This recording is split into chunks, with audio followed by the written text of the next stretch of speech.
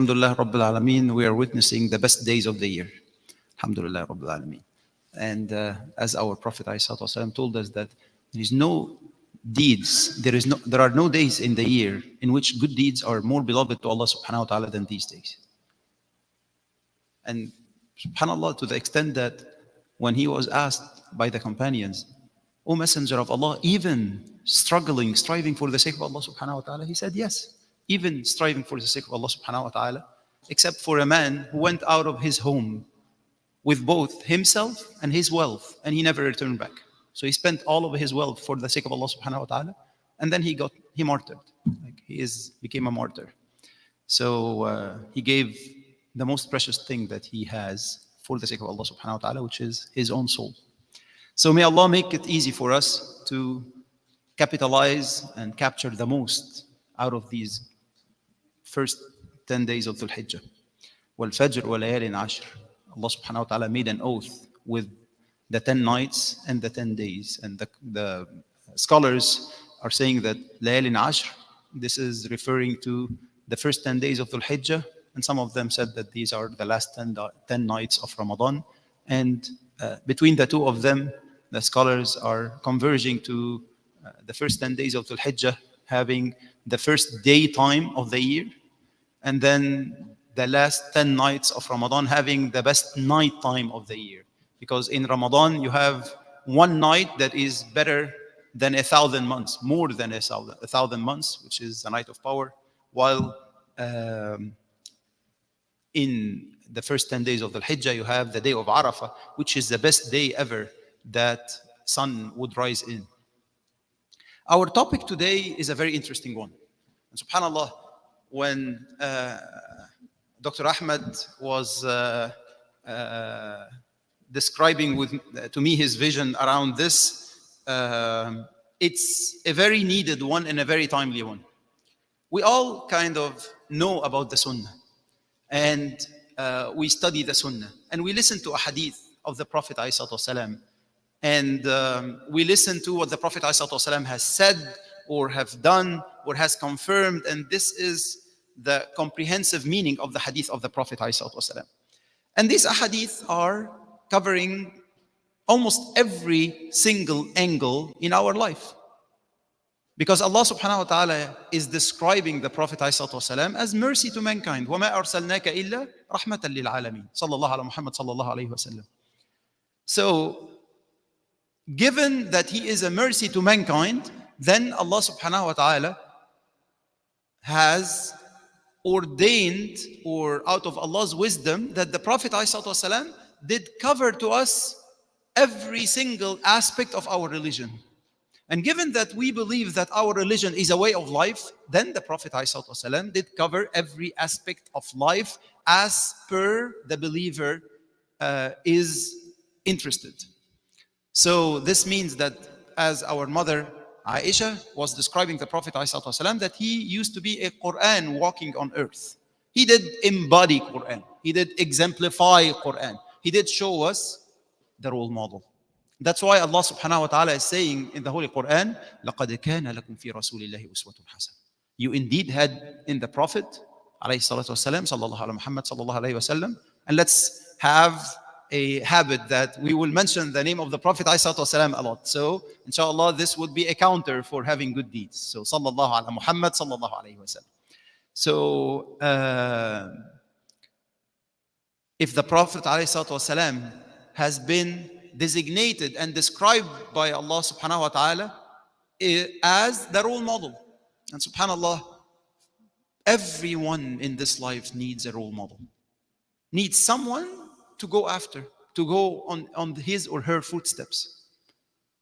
Some people take their role models as actors. Some people take their role models as politicians. Some people take their role models as the wealthiest person on earth, or the most wealthy persons. Some people take their role models as those who are accomplished in life. But we, the Ummah of Muhammad, peace be upon him, sallallahu ala Muhammad sallallahu alayhi wa sallam, we have one role model and one role model only. لَقَدْ كَانَ لَكُمْ فِي رَسُولِ اللَّهِ أُسْوَةٌ حَسَنَةٌ. You indeed had in the Prophet ﷺ the greatest example. But is it for everyone? No, it's not for everyone. It's for a select group of people, very elite group of people. لمن كان يرجو الله واليوم الآخر وذكر الله كثيرا. For those people who satisfy three characteristics. Those who are seeking Allah subhanahu wa ta'ala and the day of judgment. So they have their mindset geared around obedience of Allah subhanahu wa ta'ala. And capturing the most in this life to fulfill their role of being people who are working towards the hereafter. وَذَكَرَ اللَّهَ كَثِيرًا. And they are remembering Allah subhanahu wa ta'ala in abundance. وَالذَّاكِرِينَ اللَّهَ كَثِيرًا وَالذَّاكِرَاتِ. Those who have the remembrance of Allah subhanahu wa ta'ala in the back of their mind all the time. Because this is the indication that they love Allah subhanahu wa ta'ala. May Allah make us among those people who love Allah subhanahu wa ta'ala. But if you look at the ahadith of the Prophet ﷺ, given that they are covering all aspects of life, you will find that the Prophet ﷺ did cover to us, or did show us how to pray, did show us how to live our life in our homes, did show us like the aspects of our deen related to the rituals, everything related to Hajj. Now we are in the season of Hajj. So the Prophet ﷺ told us to perform pilgrimage as we saw him performing pilgrimage, and did explain to us everything related to tahara, everything related to wudu, everything related to sadaqah and zakah, everything related to siyam, and so on and so forth. But today we are talking about a more holistic topic. Because if you think that the Prophet ﷺ, what are the roles that he was playing? ﷺ? Definitely he was a messenger. And he was a man, like a man, like a head of household. But also he was a leader of a newly arising country. So he did actually form a country, and he was the head of state. So when you look at the ahadith of the Prophet ﷺ that are covering the aspects of a civilization, of developing a civilization, this is what we mean by the cultural dimensions of the hadith, the cultural dimensions of the Sunnah. Because if you look at someone like Hadrat Umar radiallahu anhu, someone that he is saying about himself that we used to be worshipping idols of tamr, and whenever we are actually hungry, then like you can eat your god, and then later on like you bring another one of dates. The one that he was saying about himself, how he was burying his daughter alive, and he can't forget how she was smiling while he is throwing sand on her. That very same person, after 13 years or even less in Mecca, and then 10 years in Medina, few years later became the leader of the world. How? How was he moved like this? How was he changed, transformed like that? By following the Prophet's ﷺ hadi, and by going on the footsteps of the Prophet ﷺ, related not just around building the individual, but around building the society, developing the aspects of the society, and developing the civilization. And subhanAllah, when you look at the word civilization, the word al-hadara, you look at what do we mean by al-hadara? First of all, in Arabic, al-hadara is coming from hadar. So this means those people who leave the countryside and go to the cities, and actually move from the countryside to the cities. Why? Because like building a civilization is in like the society, and like throughout history was related to the development that the human beings are developing, and all of the advances that human beings are advancing, and this is related to people who are gathered in specific societies. And when you look at the civilizations from the ancient history, the Egyptian civilization, and you have the Chinese civilization, and so on, you had all of these civilizations that the history did witness. And Allah subhanahu wa ta'ala is telling us, وَتِلْكَ الْأَيَامُ نُدَاوِلُهَا بَيْنَ النَّاسِ. There is no civilization that did last forever, and that's not the sunnah of Allah subhanahu wa ta'ala. You have ups and downs in history and in life in general, right? But these civilizations in general, if you categorize all of these civilizations, you will find that they have two aspects. They have the aspect of the material, the materialistic aspect. And then they have the aspect of the human aspect. So when it comes to materials, these are like, you can categorize under it the science, the advances in the science, like scientific advances in general, like the buildings and the structures and the infrastructure and all of that, right? And subhanAllah, many of the civilizations since the ancient ones, some of them left traces in history.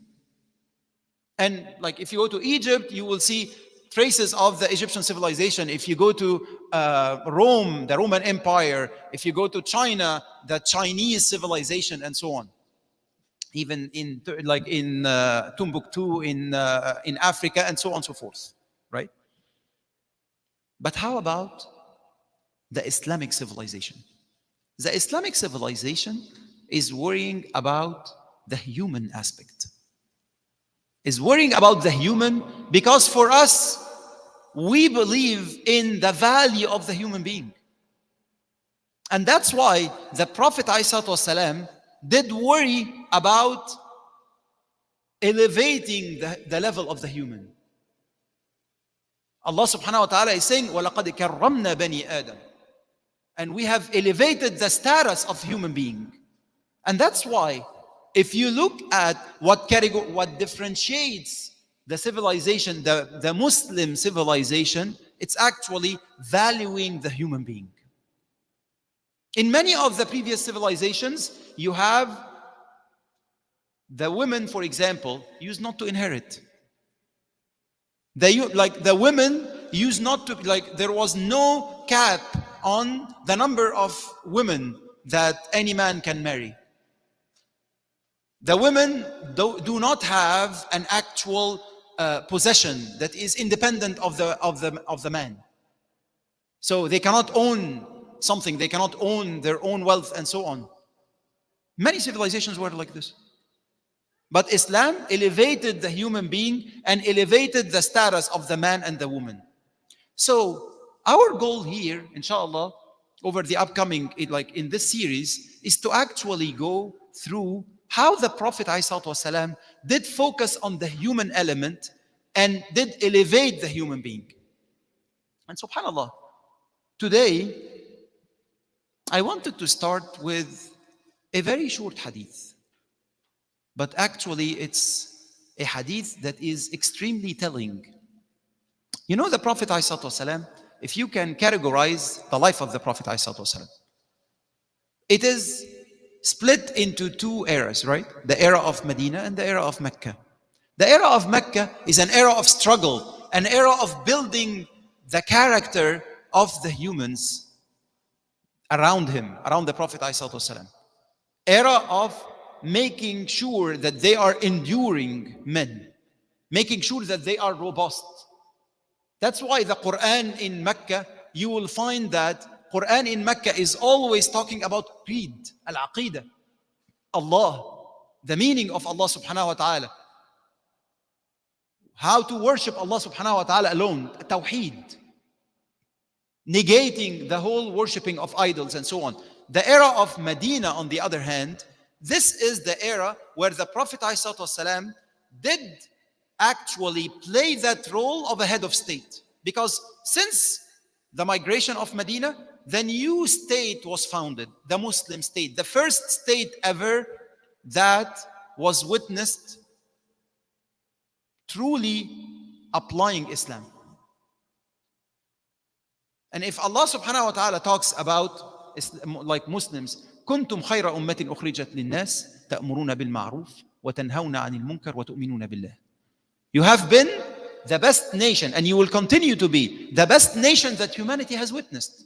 Why? You enjoin the good, you forbid the evil, and you believe in Allah subhanahu wa ta'ala. Obviously, enjoining the good and forbidding the evil here are the one thing, the two characteristics that Allah subhanahu wa ta'ala wanted to stress or shed some light upon. However, what differentiates us is absolutely believing in Allah subhanahu wa ta'ala. That's what differentiates us.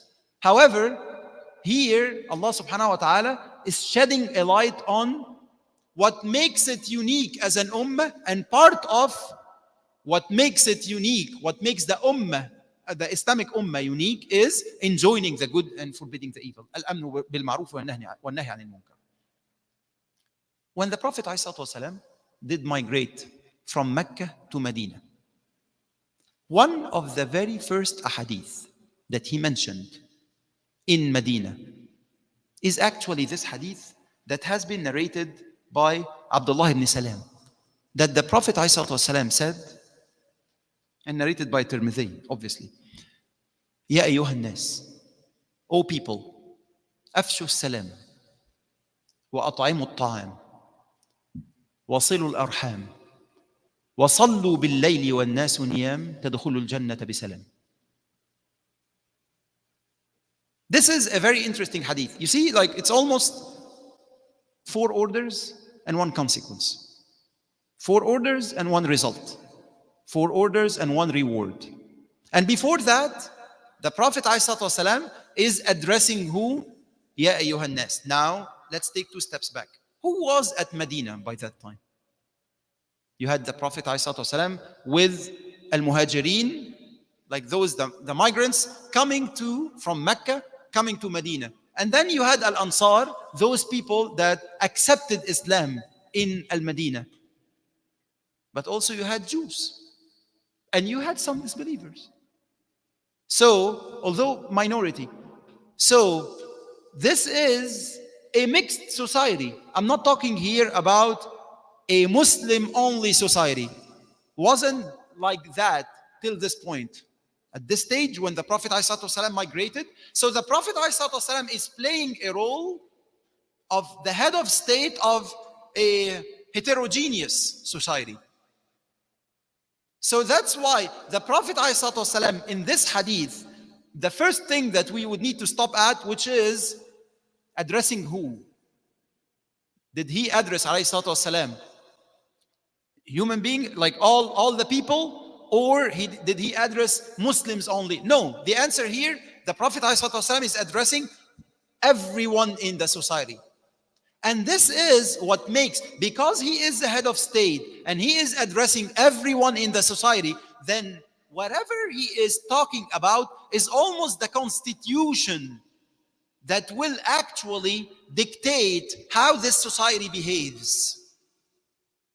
And consequently, whatever he is talking about and whatever he is preaching for, alayhi salatu wasalam, in this hadith is generic for every society. It's actually elements of success for every society, for every community, Muslims or non-Muslims. And that's why the orders, you will see that 3 of them are related to inter-human beings relationships. We are not here talking about the relationship with Allah subhanahu wa ta'ala. And let me tell you the orders before we dig deep into each and every one of them. Ya ayyuhan nas, afshu salam. O people, spread peace. And we will talk about that. Spread peace amongst you. Wa at'imu at-ta'am, and feed the food. Feed the hungry and so on. Feed the food in general. Wa silu al-arham, and connect to your kinship. The family aspect. وَصَلُّوا بِاللَّيْلِ وَالنَّاسُ نِيَامٌ, and pray at night while people are asleep. تَدْخُلُوا الْجَنَّةَ بِسَلَامٍ, you shall enter paradise with peace. Let's take the result, because the result is very interesting. All of us, we seek paradise, right? All of us, we seek to enter paradise. All of us, we strive hard and we ask Allah subhanahu wa ta'ala to make us among the people of paradise. If you ask any Muslim, whether religious or non-religious, what do you want in your life? he should naturally tell you that I want to enter paradise. But we know that the Prophet ﷺ is telling us that paradise does have levels. إن في الجنة 100 درجة. Like that in paradise there are 100 levels. أعدها الله للمجاهدين. That Allah subhanahu wa ta'ala has prepared it for those who strive for the sake of Allah subhanahu wa ta'ala. ما بين كل درجتين كما بين السماء والأرض. Between every two levels, it's like the distance between the heavens and the earth. So, what is the order in this hadith? فَإِذَا سَأَلْتُمُ اللَّهَ الْجَنَّةِ فَاسْأَلُوهُ الْفِرْدَوْسِ. If you are to ask Allah subhanahu wa ta'ala paradise, so ask Him, don't be satisfied with what is okay. Don't be saying like, oh Allah, just let me enter the lowest level of paradise. Oh Allah, I'm humble, let me just enter. No, that's not what the Prophet ﷺ is advising us to do. The Prophet ﷺ is telling us, ask Allah subhanahu wa ta'ala to enter al-firdaus. So what is al-firdaus, O Messenger of Allah? فإنه أعلى الجنة وأوسط الجنة ومنه تتفجر أنهار الجنة وفوقه عرش الرحمن. It's actually the top level in paradise and the most centric level in paradise. So it's the highest and the one that is as if like paradise is in circles, and this is the one that is most centric. And it is the source of all the rivers of paradise. But more importantly, above it, there is nothing but the throne of Allah subhanahu wa ta'ala.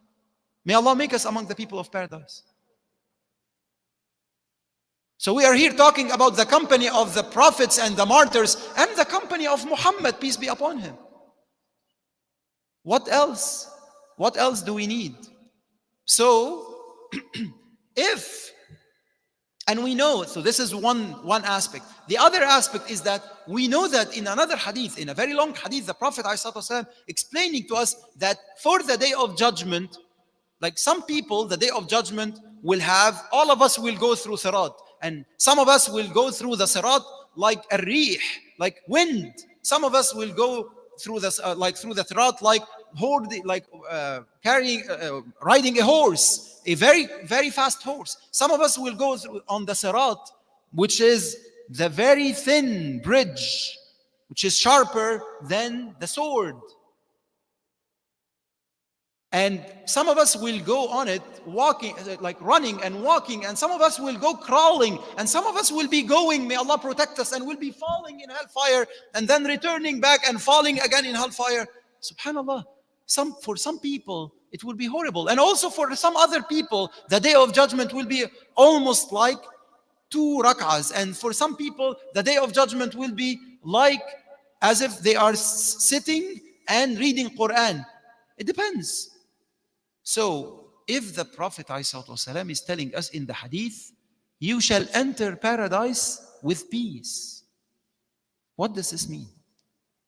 You enter paradise is in peace. This means that the day of judgment will be a piece of cake for you. In a layman's terms. This means that you will cruise through the day of judgment as a butter in knife.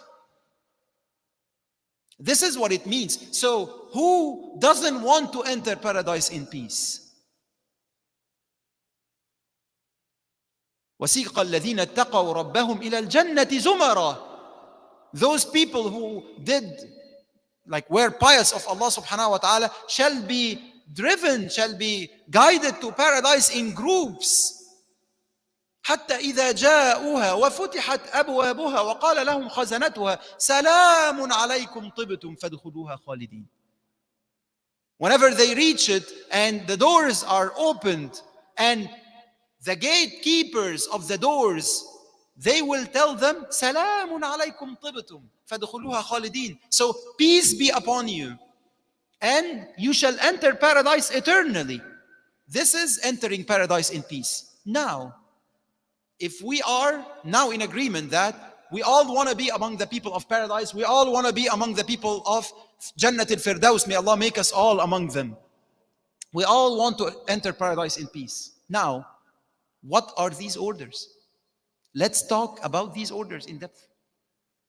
Afshu salam. There are again 3 orders related to the society. And the aspects here today, if you think about it, we are talking about the dimensions of success for a community. And that's why I wanted to start with this. Later on, we will cover more topics related to the human being and the character of the human being and so on. But today, since we are a community, I wanted to make sure that we start with what the Prophet ﷺ has started with. What are the aspects that would make sure that the community is successful?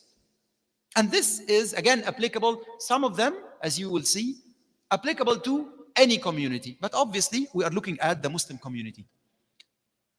Afshu salam. You know, if I enumerate for you, like Afshu salam means spreading peace. And obviously, we know that the most straightforward meaning of spreading peace is whenever you are entering upon any group of people, you say, Assalamu alaikum wa rahmatullahi wa barakatuh. And they shall respond to you also, wa alaikum assalam wa rahmatullahi wa barakatuh. And subhanAllah, we take it lightly, and because we are used to do it, we don't think deeply on the meaning, about the meaning of Afshu Salam. So, subhanAllah, go back in history. You had people that used to be fighting with each other, and people that whenever a stranger would come in, they may think that that stranger is coming to fight them. That stranger is coming to invade them, or like take something, rob them, take something from them. This is like that by the time of Jahiliyyah. You had tribes that are fighting with each other. Easy that someone can kill someone else. The sword is like in the possession of everyone and so on. So, for that corrupt society, when Islam comes in, and the moment that, now the deep meaning, when you are entering, here the brother is entering right now upon us, right? And he is saying, Assalamu alaikum wa rahmatullahi wa barakatuh. First and foremost, I'm declaring peace, which means I'm not seeking any harm for you. I'm not actually asking for anything but peace. But more importantly, I'm adding to peace that I'm making dua to you that Allah would bestow His mercy and His blessings upon you. What is a better way for spreading, I wouldn't say peace, but spreading love among the people? Spreading love among community members. And like, look at some of the hadith. The Prophet ﷺ saying, خمس تجب للمسلم على أخيه رد السلام وتشميت العاطس وإجابة الدعوة وعيادة المريض واتباع الجنائز. There are 5 duties for every Muslim upon his brother. The first one is responding to the salam. The first one. Subhanallah, look at how important this is. And the others, like when you look at the others, like that, whenever someone sneezes, you say Yarhamukallah. And the third one is responding to the invitation. If you are invited, then you go. You actually accept the invitation. And visiting the sick person. And the third one is following the janaiz. Another one, the Prophet ﷺ an Abi Darda says, Afshu salama kay ta'lu. Spread peace in order for you to elevate yourself. Subhanallah. Look at how important the Prophet ﷺ is teaching us that simple spreading of at-tahiyyah. This is a greeting. So, we don't actually look at how important this peace spreading is. The other one, the Prophet ﷺ عن عبد الله بن مسعود, السلام اسم من أسماء الله تعالى وضعه فأفشوه بينكم فإن الرجل المسلم إذا مر بقوم فسلم عليهم فردوا عليه كان له عليهم فضل درجة بتذكيره إياهم فإن لم يردوا عليه رد عليه من هو خير منهم وأطيب. So the Prophet ﷺ is saying here, As-Salam is a name of the names of Allah subhanahu wa ta'ala. Allah is As-Salam. So when we are spreading peace amongst us, we are withdrawing, or we are trying to get from like the name of As-Salam and trying to imitate that name amongst ourselves, because Allah is As-Salam. So the Prophet ﷺ is saying, so if a man enters upon people and he is actually greeting them with Assalamu alaikum, so if they respond to him, then he has a merit upon them. He has a blessing, a bounty upon them, that he did remind them with As-Salam. If they don't respond to him, Allah will make better people to respond to him. You see? SubhanAllah, you don't look at how important that simple greeting is. Why? Because we don't look at the meanings between, like amongst, regarding spreading peace amongst people. And SubhanAllah, you don't look at its effect on people, especially that we know that some people may have hatred. Some people may have maybe talking about each other in the, like behind every, like someone's back or so. So the moment that, let's say I'm entering upon a group of people and someone did tell me that one amongst these people like did actually say something bad about me. The moment that I am actually spreading peace, I am implicitly communicating that I accept your apology. You don't need to apologize. I actually forgive you and all of that. These are the deep meanings of spreading As-Salam, if we are truly honest about spreading As-Salam. So the other one, that hadith that is really, really amazing. And it's talking about the merit of and the status of that person that starts with the greeting of Assalamu alaikum. Inna awla an-nasi billah man badahum bis-salam. So the one that deserves Allah's mercy and the one that deserves Allah's attention the most is the one that starts with As-Salam. SubhanAllah. Very, very, and SubhanAllah, like even the Prophet ﷺ that talking about the importance of responding to the hadith, to the salam. إذا لقى أحدكم أخاه فليسلم عليه فإن حالت بينهما شجرة أو جدار أو حجر ثم لقيه فليسلم عليه. So if one of you meets his brother, so let him greet him. Let him say Assalamu alaikum to him. So if then there is any obstacle, any wall, any tree that comes in between them, and then he sees his brother again, let him tell him again Assalamu alaikum. This is how important As-Salam is. Now, if we are talking about peace, so this is the first angle of 3 or 4 angles regarding the success, or that are maximizing the elements of the success of any community or any society. The second one, وَأَطْعِمُوا الطَّعَامِ, and feed the food. You know, every week on Friday, the Prophet ﷺ used to read which surahs in Fajr? In the Fajr prayer of Friday, used to read which surahs? As-Sajda in the first rak'ah, and then Al-Insan in the second rak'ah.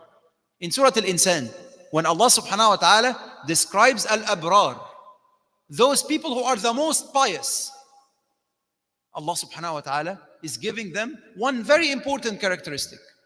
What a very important quality. وَيُطْعِمُونَ الطَّعَامَ عَلَى حُبِّهِ مِسْكِينًا وَيَتِيمًا وَأَسِيرًا إِنَّمَا نُطْعِمُكُمْ لِوَجْهِ اللَّهِ لَا نُرِيدُ مِنكُمْ جَزَاءً وَلَا شُكُورًا إِنَّا نَخَافُ مِنْ رَبِّنَا يَوْمًا عَبُوسًا قَمْطَرِيرًا فَوَقَاهُمُ اللَّهُ شَرَّ ذَلِكَ الْيَوْمِ وَلَقَاهُمْ نَضْرَةً وَسُرُورًا وَجَزَاهُمْ بِمَا صَبَرُوا جَنَّةً وَحَرِيرًا. Those who are feeding the food, seeking Allah's love, على حبه, miskina wa yatima wa asira. They are seeking it, like they are seeking Allah's love, so they are trying to get closer to Allah subhanahu wa ta'ala by feeding. Feeding who? Feeding the deprived and the orphan and the captive. 3 types of people.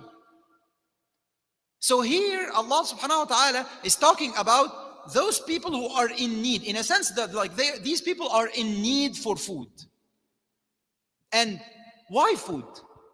Because it's one of the sources of safety. The Prophet ﷺ, when explaining to us, من أصبح منكم آمنا في سربه معافا في بدنه عنده قوت يومه فكأنما حيزت له الدنيا. The one that wakes up amongst you having three things, it's as if he has the entire life. Thank you very much. It's as if he has the entire beauty and the entire joy of this life. What are the three things? He is safe in his place, so he's not fearing or worrying that someone would attack him or someone would get him out of his place, or he doesn't have the rent for his apartment, or like he is worrying like our brothers and sisters in Gaza that they were ousted out of their homes. May Allah protect them all, and may Allah return them to their homes safely. So there are many things that may make you unsafe in your place. So the Prophet ﷺ is telling us that the one that is safe in his place, wakes up in the morning, he is safe at his place. And he is injury and sickness free. He has a sound body and he does have a good health. And he does have the food of his day. The food of his day.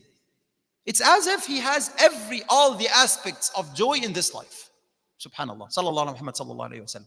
So, food is a source of security. Food is one of the aspects of securing your life as a human being. That's why feeding the food, when you feed someone, then you earn his respect and his love naturally. And in the hadith here, the Prophet ﷺ, did the Prophet ﷺ, when he said وَأَطْعِمُوا الطَّعَامِ, did he say وَأَطْعِمُوا الْفُقَرَاءِ, or he said وَأَطْعِمُوا الطَّعَامِ? No. The Prophet ﷺ didn't say and feed the hungry. Many of our non-profit organizations right now are feeding the hungry, and this is amazing, right? But the Prophet ﷺ is taking it to the next level. No, feeding the food. Invite people to your places. Take people to lunch, take people to dinner, feed people in general. Because when you feed a person, you crack bread together, then you are actually getting close to each other. So feeding the food is not only a source of spreading safety or giving safety to someone. No, it's a source of actually spreading love amongst each other. Muslims or non-Muslims. Why do people go to like business meetings over lunch or dinner? Why do people actually meet? When you meet a friend, you meet him over coffee, lunch, dinner, and so on. Parts of it is like we as human beings, we are used to and we are designed to enjoy sitting together and chit-chatting over a meal. That's natural. So the Prophet ﷺ is telling us here, وَأَطْعِمُوا الطَّعَامِ. So, and parts of the hadith that I found here, and again, an Abdullah ibn Umar radiallahu anhu fi sahihain, in both sahihs, that a man came to the Prophet ﷺ asking him, أَيُّ الْإِسْلَامِ خَيْرٌ? What is the best thing in Islam? قال عليه الصلاة والسلام تطعم الطعام وتقرأ السلام على من عرفت ومن لم تعرف. So you feed the food and you spread peace, you give greeting of Assalamu alaikum to the person that you know and the person that you don't know. And there are many hadith among the hadith of the Prophet ﷺ where the Prophet ﷺ is asked this question, which is, what is better? What is the best thing? And you would see that depending on the person who is asking the question, the Prophet ﷺ gives an answer. And he is وَمَا يَنْطِقُ عَنِ الْهَوَى.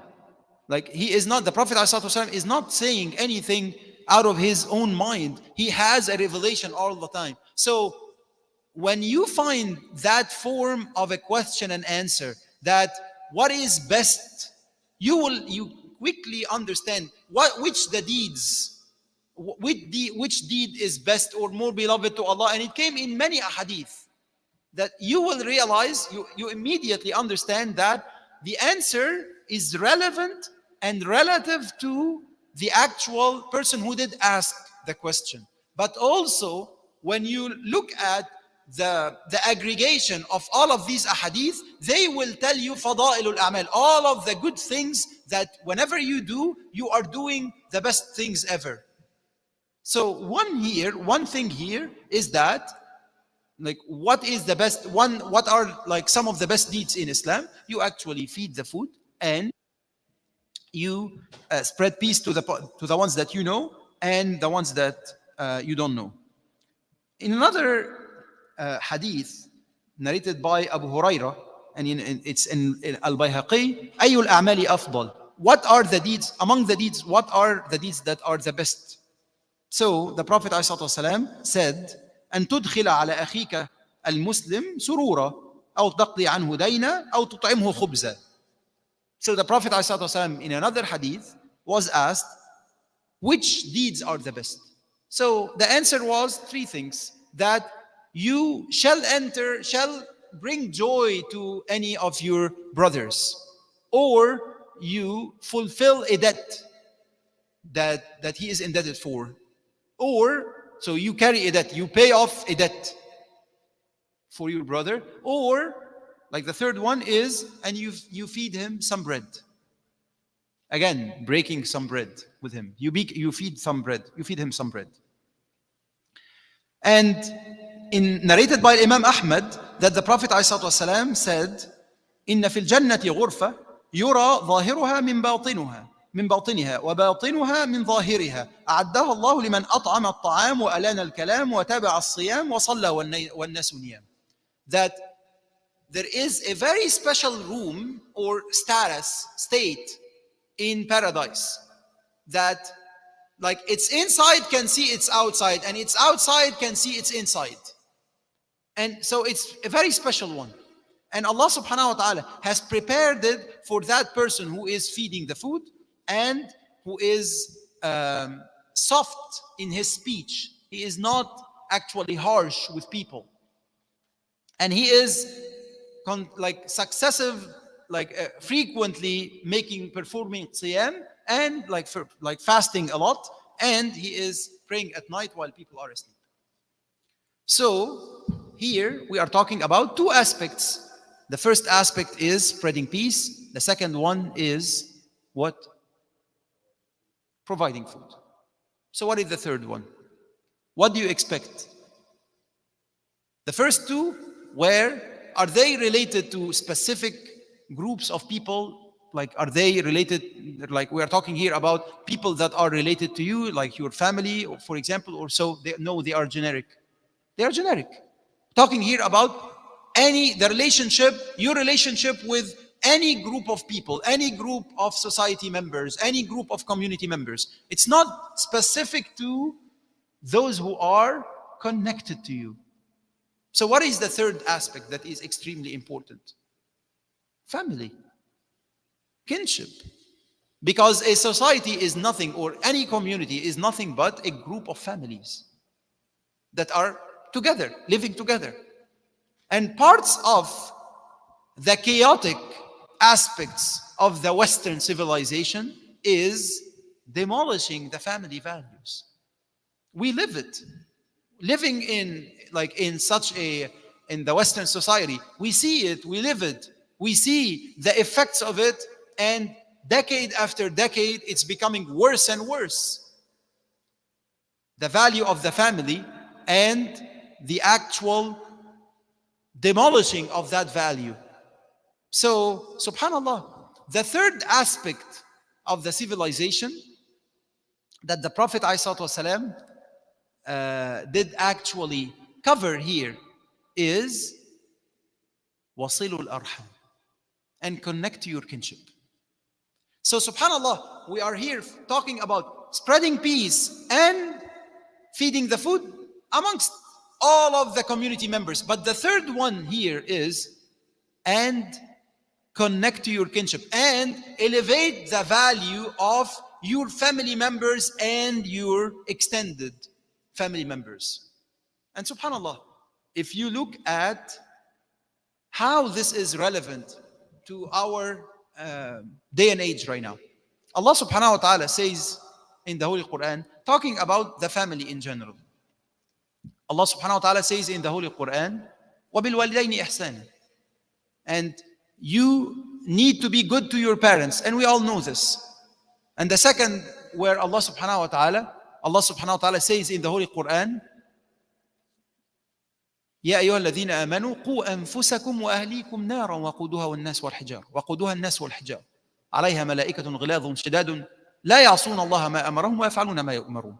O you who believe, protect yourselves and your family's hellfire that is guarded by robust angels.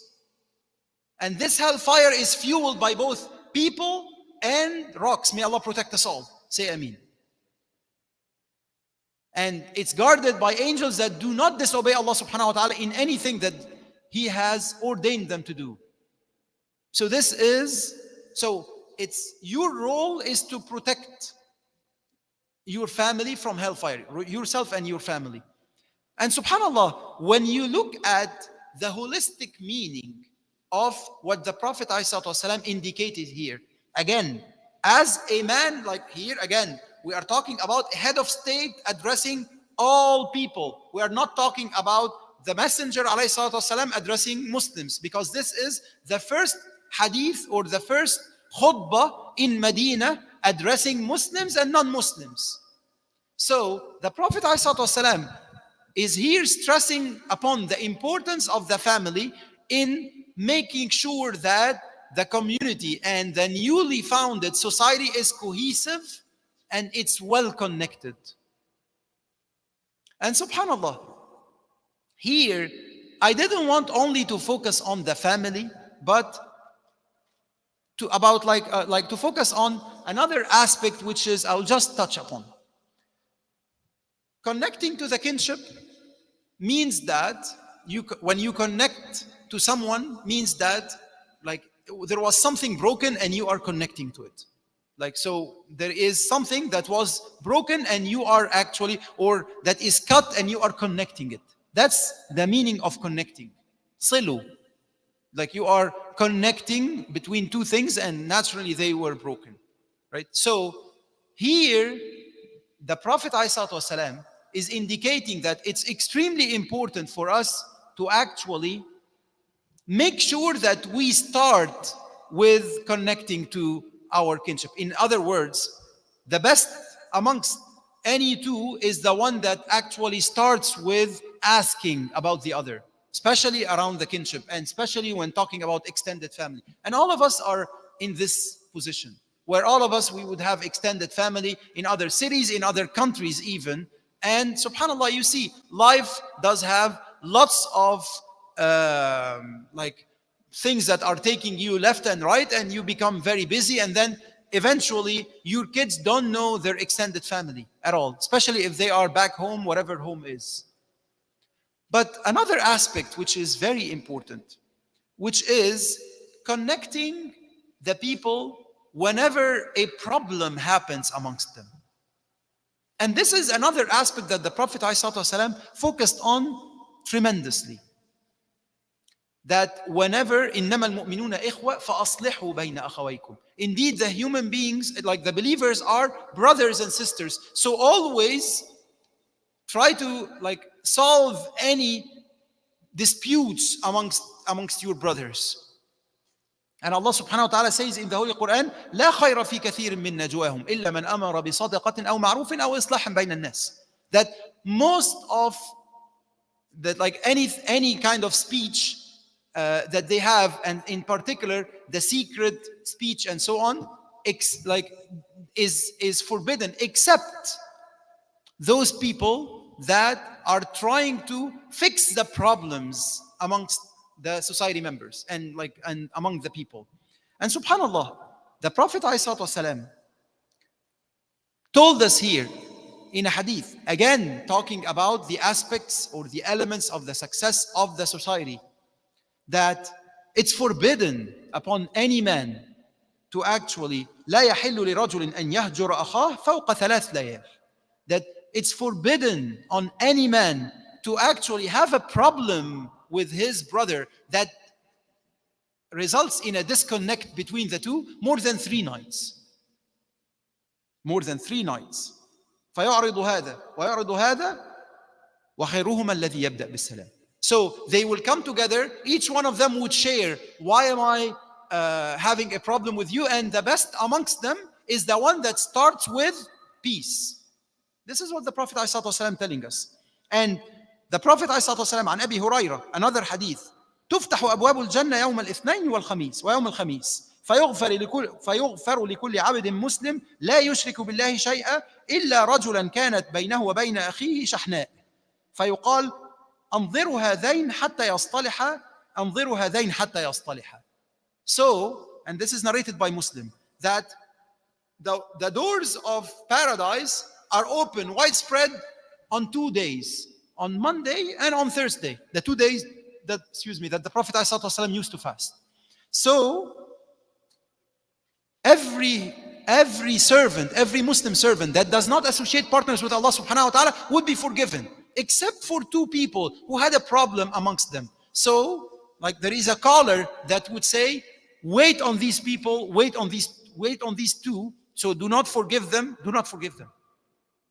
This is the danger of having problems with your brothers and sisters, or like amongst your brothers. And the Prophet ﷺ in another hadith said, لا تباغضوا ولا تحاسدوا ولا تدابروا وكونوا عباد الله إخوانا ولا يحل لمسلم أن يهجر أخاه فوق 3.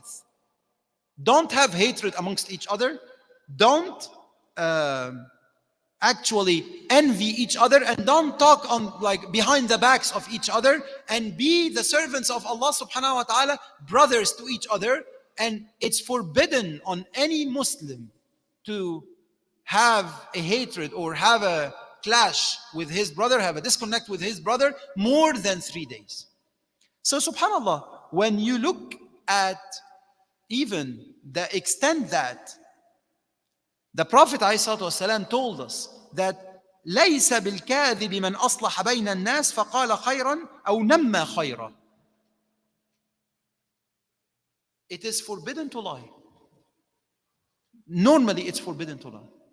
However, for that person who is telling a lie in order for him to solve a clash or solve a disconnect, a problem amongst 2 persons, 2 Muslims, it's not forbidden. So to that extent, the Prophet ﷺ used to actually excite us about solving the problems amongst people. And I will end with this. قال صلى الله عليه وسلم, as narrated by Ibn Majah, إن من الناس ناسا مفاتيح للخير مغاليق للشر وإن من الناس ناسا مفاتيح للشر مغاليق للخير فطوبى لمن جعل الله مفاتيح للخير على يديه وويل لمن جعل الله مفاتيح الشر على يديه. So there amongst people, there are people who are door openers for all types of goodness, and they are shutting the doors of all the evil. And in contrary, there are people who are opening the doors of every evil and shutting the doors of every goodness. So it's a great blessing for a person. The Prophet ﷺ, it's a great blessing from Allah that this person, that Allah would choose him to be a door opener for goodness and would shut the doors for every evil. May Allah make us among those. So to recap, the Prophet ﷺ and the hadith of the Prophet ﷺ is covering all the aspects of our lives. And that's why he was a role model to us.